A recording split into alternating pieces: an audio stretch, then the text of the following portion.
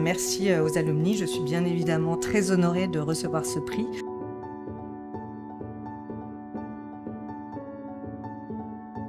Alors quand j'ai réfléchi à ce que j'allais dire et comment j'allais faire le lien entre le prix digital et mon cursus, alors ça n'a pas été de toute évidence, ça n'a pas été si simple, parce que finalement quand je suis arrivée à Reims, au Césem, il y a plus de 30 ans, nous n'avions pas d'ordinateur, nous n'avions pas de téléphone portable, les réseaux sociaux n'existaient pas, il n'y avait pas la 4G, pas le Wi-Fi, donc c'est vrai que nous avions juste une petite salle informatique où il y avait peut-être 4-5 postes qui se battaient en duel, où on tentait désespérément de nous apprendre les jeux de ping-pong, vert sur fond noir, enfin voilà, c'était un peu problématique.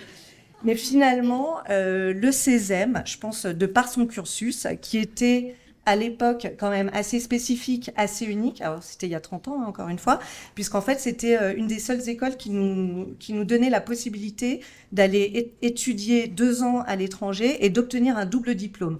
Et à l'époque, c'est vrai que c'était assez unique en son genre. Et donc, finalement, je pense que ce cursus m'a apporté 2 choses fondamentales. Alors, je crois que quelqu'un l'a déjà dit, c'est vraiment l'ouverture d'esprit et la capacité à oser. Finalement, oser, on a 18 ans, c'est oser partir loin de sa famille, très jeune, oser faire des choix, faire ce choix-là, vivre dans un environnement aussi complètement international. Donc, en témoignent mes amis Guillermo, Aranza, Christina et Anne-C qui sont là ce soir.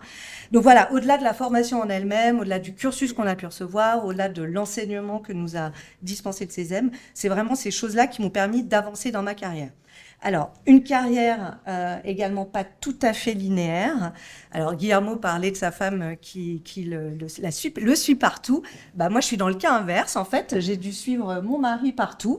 Donc, une carrière semée de démissions régulièrement pour aller en Espagne, pour aller à Pékin, pour aller aux États-Unis à plusieurs reprises, avec des pauses finalement professionnelles plus ou moins longues, en attendant les obtentions de visa, les permis de travail, installer la famille. Donc voilà, une énorme dose aussi de résilience et de persévérance que m'ont apporté ce cursus. Mais je pense que c'est quand même grâce à cette école, grâce à ce cursus, ce parcours étudiant, que j'occupe aujourd'hui ce poste chez Chanel, donc à l'horlogerie joaillerie, où je suis en charge du digital, des réseaux sociaux, du .com, des médias et de la data. Et en fait, encore une fois, ce poste était loin d'être une évidence, puisqu'effectivement, je venais du monde des agences, du monde des médias, donc très différent de la culture du luxe. Je n'avais pas forcément de compétences techniques .com quand on m'a proposé ce poste. Donc, pour gérer un site de marque, c'était un peu, c'était pas une évidence. Je n'étais pas le cliché de la petite jeune qui arrive pour gérer les réseaux sociaux en entreprise non plus. Voilà.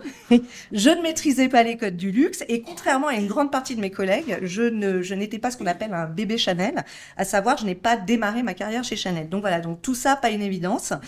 Donc, alors j'avais un petit message pour les futurs étudiants et étudiantes, mais finalement j'en vois pas beaucoup. C'était surtout d'oser et d'aller au-delà de sa zone de confort. Donc dans la vie et dans sa carrière professionnelle, tout n'est pas un long fleuve tranquille. Il faudra parfois faire des concessions professionnelles, des concessions personnelles. Il faudra faire des choix, mais je pense que la persévérance et oser seront fondamentales. Donc un diplôme nous donne finalement de solides bases, mais c'est à chacun et à tout le monde de décider ce que nous allons devenir. Voilà, merci beaucoup.